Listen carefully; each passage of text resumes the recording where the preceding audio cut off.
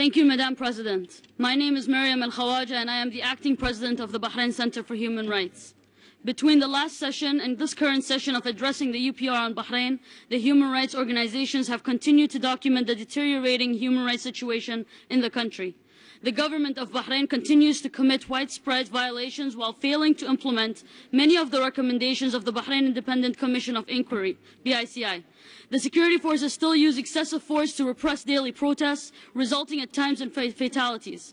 Also, arbitrary arrests, some raids, home raids, the beating and insulting of detainees are also ongoing.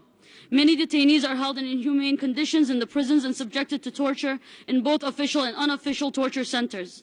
The attitude of the government towards civil society has been demonstrated over the last 2 days at this council, with Bahrain human rights defenders having been subjected to reprisals for their engagement, including death threats, intimidation and harassment and incitement to hate and violence within state-affiliated media. In fact, the targeting of human rights defenders and the use of reprisals has dramatically escalated. Human rights defenders have systematically been arrested, mistreated, and the government continues to use the judiciary system as a tool to imprison defenders and protesters with no due process.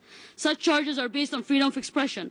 During the last UPR session, the government of Bahrain continued to deny that there are ongoing human rights violations and stated there are no political prisoners, when today there are approximately 1,400, 50 of whom are under the age of 18. The lack of international consequences has emboldened the government of Bahrain. We urge the Human Rights Council and member countries to begin to address this lack of political will by ensuring meaningful discussion within this council concerning the ongoing violations within the country. Thank you, Madam President.